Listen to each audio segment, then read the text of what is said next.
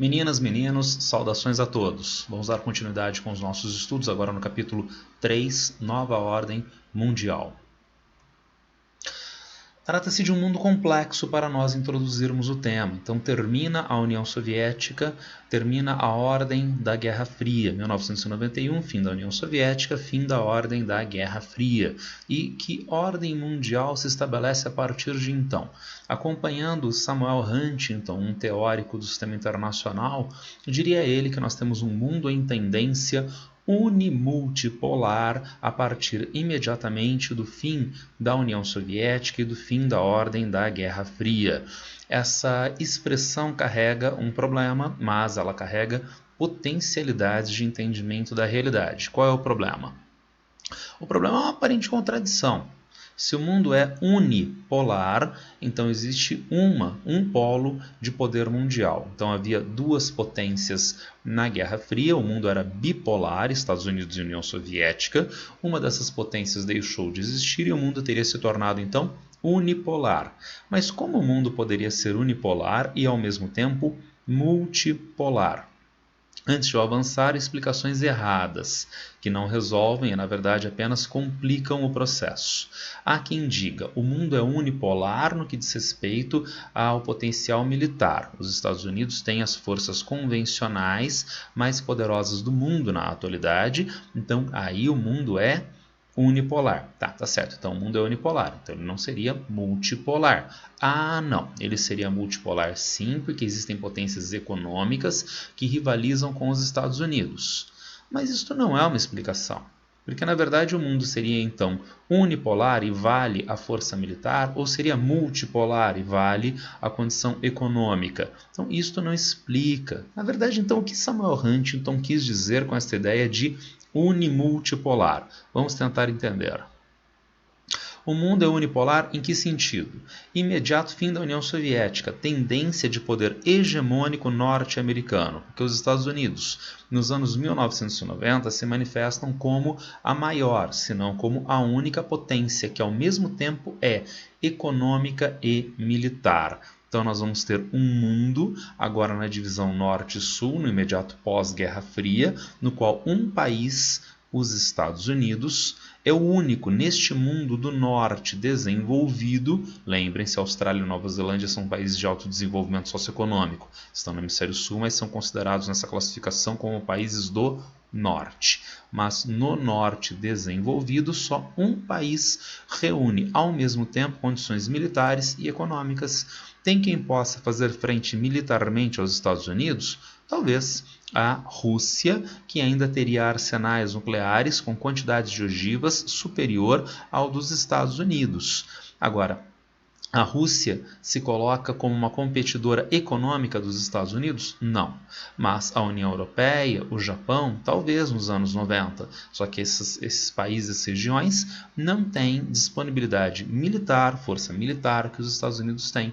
É o único país que reúne estas duas coisas no norte desenvolvido, e daí a ideia de unipolaridade. Mas será que com o passar do tempo os Estados Unidos conseguem sustentar esta condição de unipolaridade? A ideia de Samuel Huntington é de que não. Tendência de acomodação mundial, surgimento e afirmação de novos polos de poder. É o caso da maturação da União Europeia nos anos 90, a partir do Tratado de Maastricht. É a ideia de formação dos BRICS, Brasil, Rússia, Índia, China e República Sul-Africana. Nos BRICS, alguns países mais destacados, a Índia, a Rússia com seu poder militar e a China, potência militar e segunda maior economia do mundo, em franco crescimento econômico, com uma expressão geopolítica cada vez maior, além de outras potências regionais destacáveis, como é o caso da Nigéria, da Arábia Saudita, do Irã, da Turquia, que eu coloquei aqui. E vejam, nós temos o mapa da apostila que reúne os BRICS. Então, qual é a ideia de mundo unimultipolar? Não é que ele é ao mesmo tempo unipolar e multipolar. Não. Isso seria uma contradição. A explicação baseada nessa contradição é estúpida. Ele é unipolar porque os Estados Unidos são potência militar, mas ele é multipolar porque tem outras potências econômicas. Não, só mantivemos a contradição, tá certo? Ele é unimultipolar pensado em uma perspectiva de transição.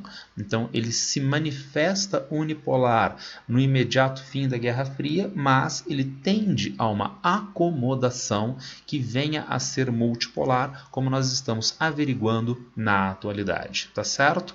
Agora, se nós estamos nesse processo de transição, realmente o título do slide parece adequado. Trata-se de um mundo de muito alta complexidade na atualidade. Vejamos. Novas tensões se estabelecem neste mundo da dita nova ordem mundial, até eu prefiro chamar de ordem pós-Guerra Fria, né? Porque se nós ainda estamos constituindo esta organização do sistema internacional, então ela ainda não está dada, ela não é uma nova ordem mundial. Ela é uma ordem simplesmente que se estabelece depois da ordem da Guerra Fria e ainda está em acomodação, mediante essas tensões que são disputas comerciais, disputas tecnológicas, nacionalismo, inclusive nas suas manifestações mais extremadas de ufanismo, extremismo religioso, terrorismo, anticientificismo e movimentos sociais. Vamos dar uma olhada em cada um desses itens de forma mais pormenorizada. Disputas comerciais, agressividade na busca por mercados, com o Estado sendo um veículo dessas necessidades comerciais.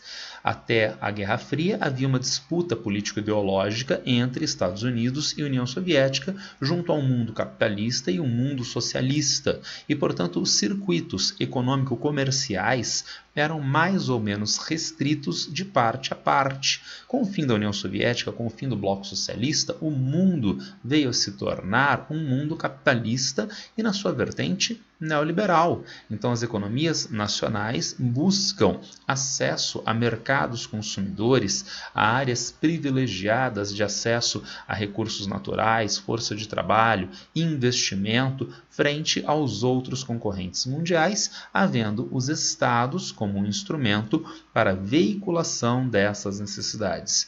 Temos uma série de manifestações disto.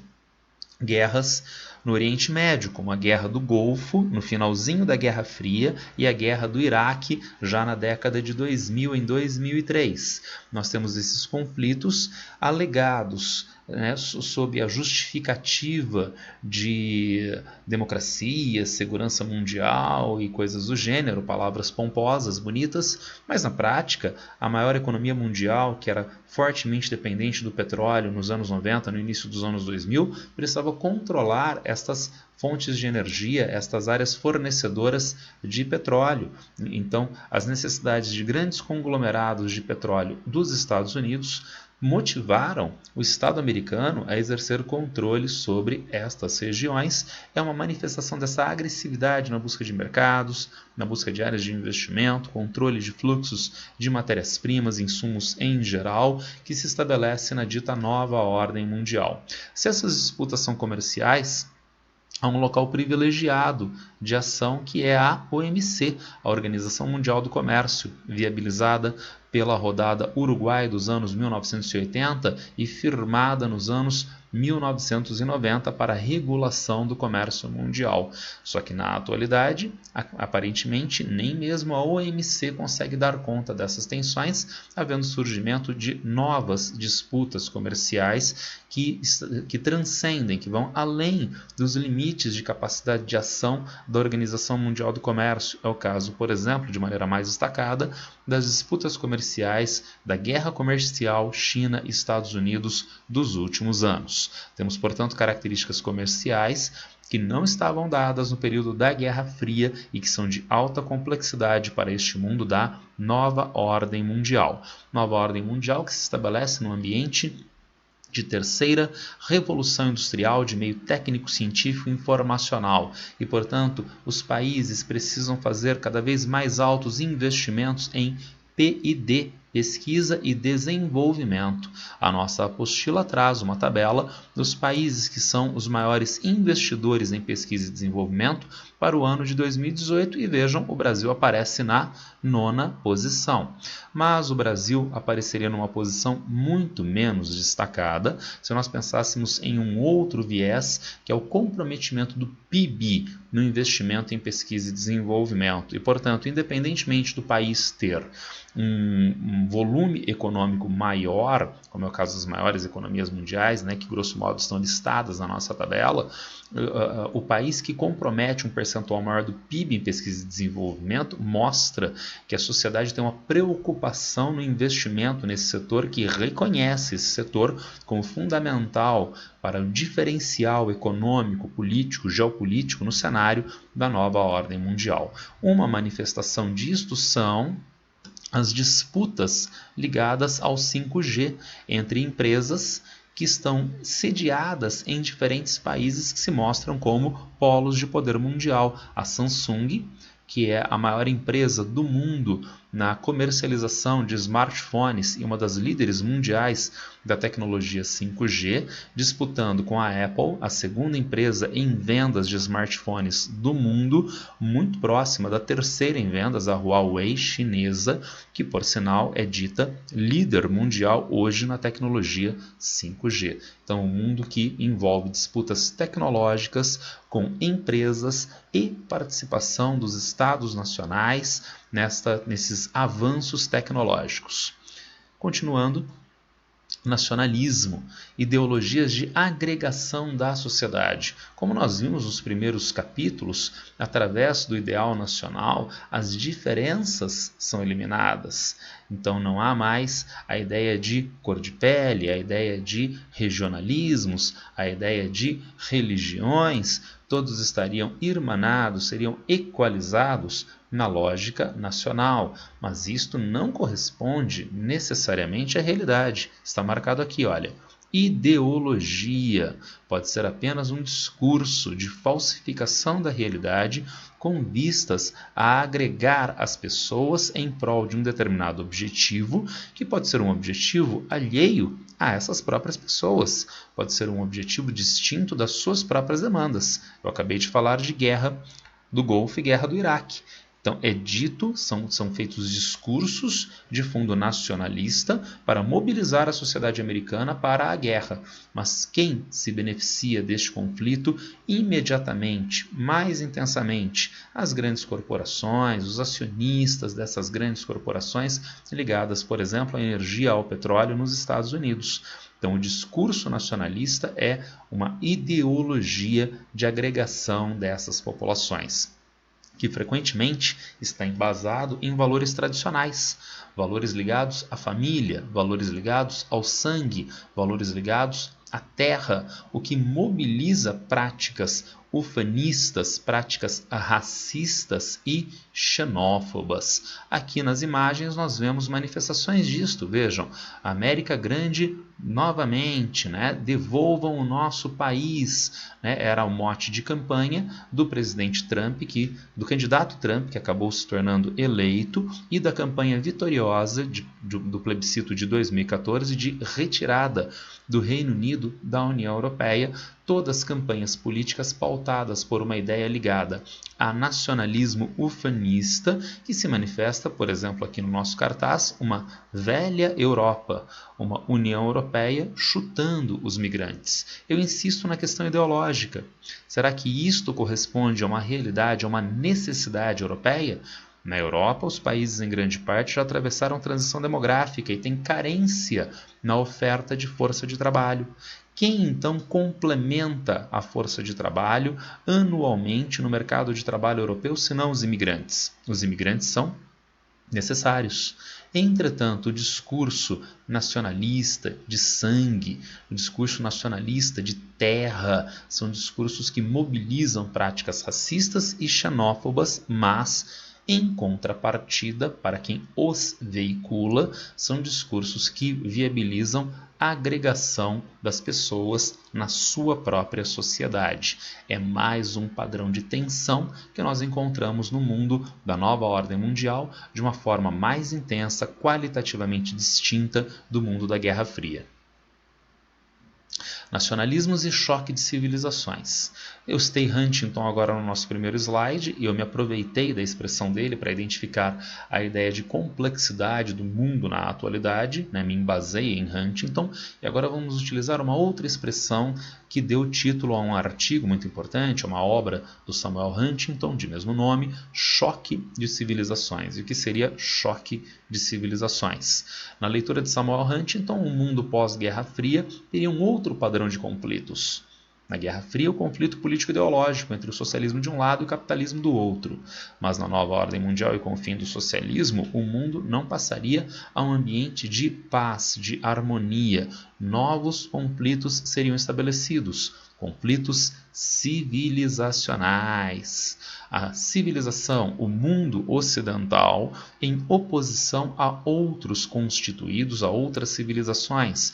É o mundo hinduísta, é o mundo confucionista, é o mundo africano, é o mundo latino-americano. E um primeiro confronto teria se estabelecido imediatamente no início da nova ordem mundial entre o mundo ocidental e o mundo islâmico, manifestos no 11 de setembro. O ataque do mundo islâmico ao Ocidente, atacando as Torres Gêmeas, o World Trade Center nos Estados Unidos, mas a resposta do mundo ocidental na forma de guerra ao terror. E quase que imediatamente, em 2001 ainda, os ataques americanos ao Afeganistão e eventualmente ao Iraque, e em 2003 a resposta do mundo ocidental ao mundo islâmico em um suposto choque de civilizações. Se vocês entenderam a ideia de choque de civilizações, vejam que eu frisei muito a ideia de suposto, né? O futuro do pretérito em diferentes momentos. Porque será que estes conflitos são de fato choques civilizacionais? Isso é muito difícil de ser caracterizado. Problemas. Dificuldade de delimitação das civilizações. Se nós vivemos em um mundo globalizado, então como nós poderíamos estabelecer, delimitar uma área bastante específica de uma dita civilização hinduísta, de uma dita civilização confucionista chinesa e assim sucessivamente? É difícil delimitar essas civilizações. Segundo, guerra ao terror. Participação de países árabes ao lado das tropas americanas. Na coalizão contra o Iraque, houve a participação de países que são de maioria muçulmana. Inclusive, faz parte da coalizão militar liderada pelos Estados Unidos, a OTAN, a Turquia, que é um país que tem maioria de população muçulmana. Então, como nós poderíamos validar a ideia de choque de civilizações dentro deste contexto prático, no qual, né, ataca o dito mundo islâmico, o mundo ocidental, liderado pelos Estados Unidos, e o próprio mundo islâmico se ataca também? É difícil de sustentar. Então, na verdade, esses conflitos não são de ordem civilizacional, eles são de que outra ordem? Conflitos semelhantes às velhas disputas territoriais imperialistas ou da Guerra Fria. Nós podemos utilizar como um fator fundamental de entendimento da Primeira e da Segunda Guerras Mundiais conflitos de mercado. Nós identificamos as disputas entre Estados Unidos e União Soviética durante a Guerra Fria por áreas de influência de uma ou outra superpotência. E da mesma forma, guerra do Iraque, guerra do Afeganistão e outros conflitos que não seriam, portanto, choques civilizacionais. Esta é uma forma, então, ideológica, falsificadora da realidade. Então, ao invés de se analisar de uma maneira mais crítica, mais aprofundada, esses conflitos ligados às disputas territoriais, geopolíticas dos diferentes países, potências envolvidas, se disfarça, né? É disfarçado este conflito através de uma suposta lógica civilizacional que não corresponde à realidade. Avançando, extremismo religioso. demanda de grupos religiosos que aumenta a pressão sobre o Estado laico. Então nós temos um longo processo no mundo ocidental de laicização das estruturas políticas, separando de um lado Estado política, de outro fé e religião. Então a religião, a fé são inerentes às pessoas na sociedade civil e o Estado não tem o direito de interferir sobre a fé de cada um e o Estado não assume fé oficial. Notem bem que o Estado não é contra a fé, contra a religião. O Estado é laico, o Estado não assume fé oficial, tá certo? Mas há uma pressão de grupos religiosos em diferentes países contra essa lógica de laicização, buscando fazer com que haja uma imposição de normas religiosas e, portanto, de um grupo específico da sociedade, como forma de normalização de toda a sociedade civil, como, por exemplo, a ideia de interrupção da gravidez através de práticas médicas, as práticas abortivas. Então, supostamente, a mulher poderia e deveria ser autônoma neste processo. Esse processo de aborto fere interesses, fere valores de grupos religiosos. Como o Estado deveria se comportar na ideia de laicização? Então, ele não implementa uma norma que é de fundo religioso. E, portanto, a mulher grávida que demanda práticas abortivas dentro de determinada regulamentação pública poderia fazer. E a mulher que é religiosa e acha que isto afronta os seus valores, não faz, sem nenhum problema, mas há uma pressão com vistas à criminalização dessas práticas abortivas, aonde elas são liberadas, Estados americanos, outros países do mundo, a partir de grupos religiosos. E isto é uma pressão contra o Estado laico. Política migratória.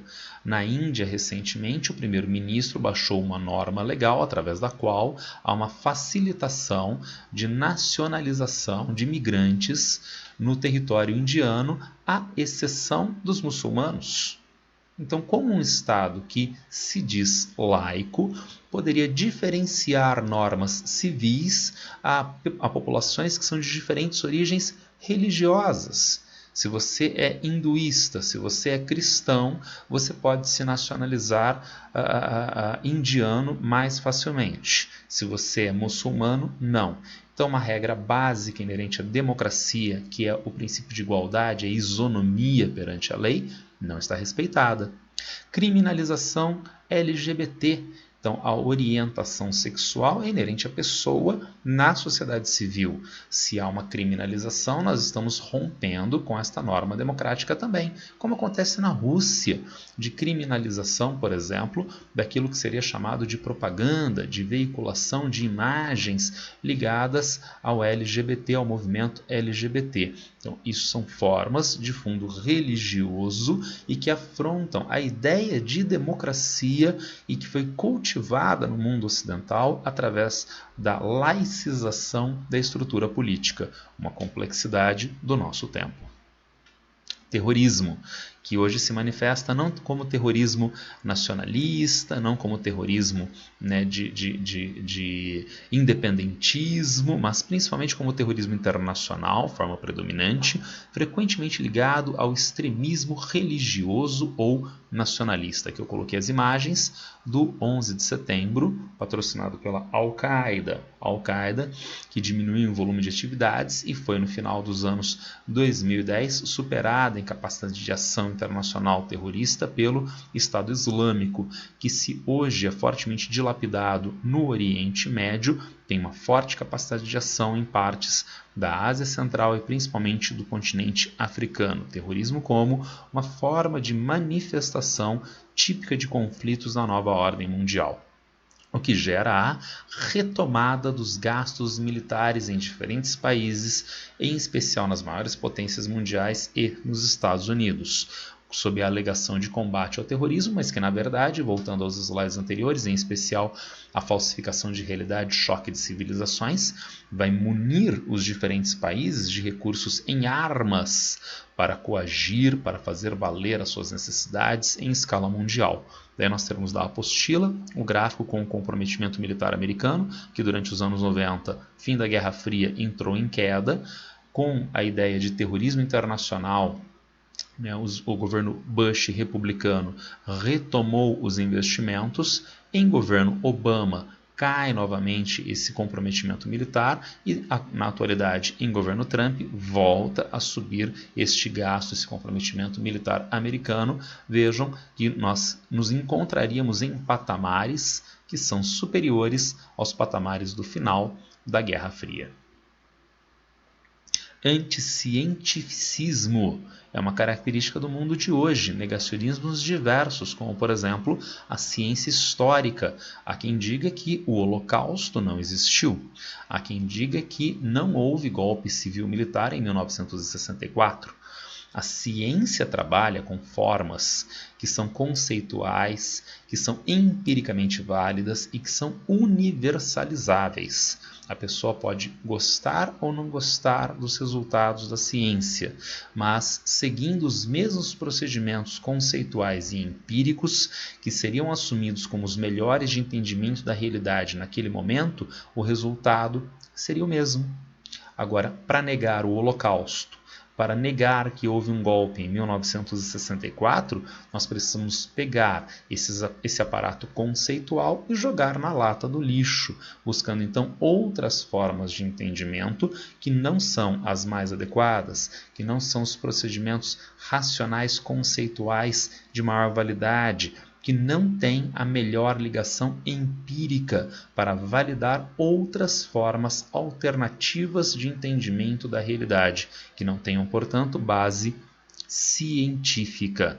Não apenas de fundo histórico, mas de fundo médico-biológico, campanhas anti-vacina, negação da seleção natural e da evolução das espécies, também anticientificismo climático, ao IPCC, o painel intergovernamental de mudanças climáticas da ONU, que reúne cientistas do mundo inteiro para averiguar o componente antropológico social do aquecimento global. Há quem se intitule cético frente a este aquecimento global, que eles diriam não existe. Então é a negação recorrente e que tende até a uma sistematização da produção científica embasada filosoficamente.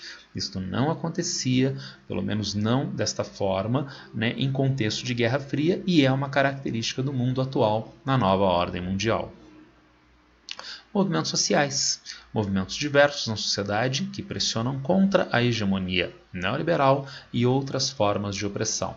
Se há, portanto, e como nós vimos nos slides anteriores, diferentes formas de ação que partem, digamos, do alto, do poder central, do Estado, e são de diferentes formas opressora e manipuladoras da sociedade civil, mas a sociedade civil não é um barro a ser moldado por essas forças.